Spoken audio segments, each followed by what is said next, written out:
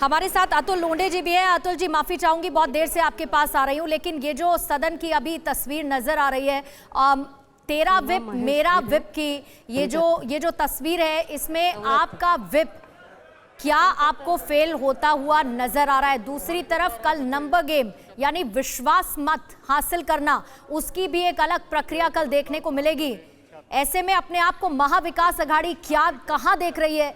कितनी चुनौती अपने सामने अभी नजर आ रही है आप लोगों को?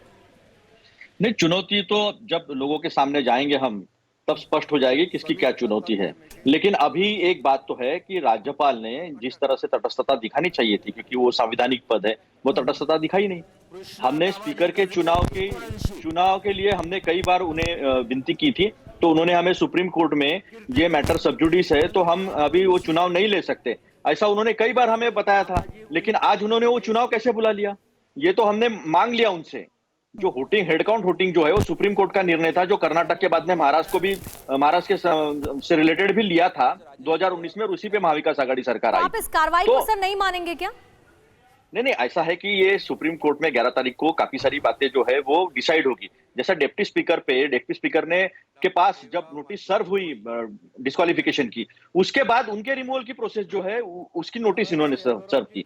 इन्होंने 37 सदस्यों का पत्र नहीं भेजा था, 34 सदस्यों का पत्र भेजा था, जिसमें नितिन देशमुख एक विधायक है, उन्होंने कहा था ये मेरी सिग्नेचर नहीं है, मैं इंग्लिश में सिग्नेचर करता हूँ, ये मराठी में है। तो एक राजेंद्र सिंह राणा का जो एक राजेंद्र सिंह राणा के लेकर जो एक वर्डिक्ट दिया है 2003 में सर्वोच्च न्यायालय ने, उसमें सन्माननीय सर्वोच्च न्यायालय ये कहता है कि जो पहले लिस्ट आएगी उसी को माना जाएगा। तो ये बलपूर्वक तो लिया गया है, ऐसा तो है नहीं। ठीक है, बीजेपी से आरती जी भी हमारे साथ जुड़े हुए हैं पक्ष रखने के लिए बीजेपी का। आरती जी, आप सुन रही है ना, लगातार एनसीपी हो, कांग्रेस हो या फिर शिवसेना, तीनों यही कह रहे हैं कि बलपूर्वक हमसे सत्ता छीनी गई है, पीठ में खंजर भोग करके सत्ता छीनी गई है और हम हार नहीं मानेंगे।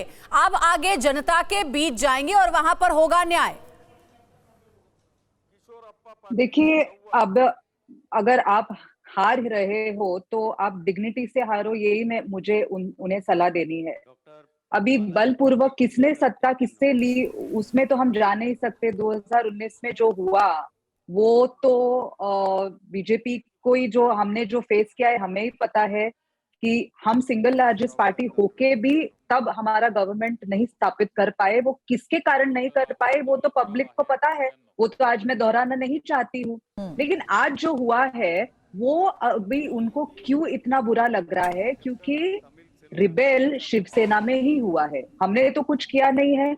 उनके ही बीच में ये जो अननेचुरल अलायंस हो रहा था, जो हमने पहले से ही कहा था, जो हिंदुत्व का मुद्दा शिवसेना छोड़ के एनसीपी और कांग्रेस के साथ जुड़ गई थी, जो हम विरोध पहले से ही कर रहे थे, तो उन्हीं के अंदर ये सब मंथन हुआ और इस मंथन के कारण आज जो हमें स्थिति दिख रही है वो उसी लिहाज से हम देखेंगे मैम कि आज का दिन बहुत मायने रखता है, जिसमें ये पता लग रहा है ओपन वोटिंग के जरिए सबके सहयोगी, सबकी हकीकत और साथ ही कौन किसके फेवर में वोट कर रहा है, ये पूरी पिक्चर अभी थोड़ी देर में क्लियर हो जाएगी।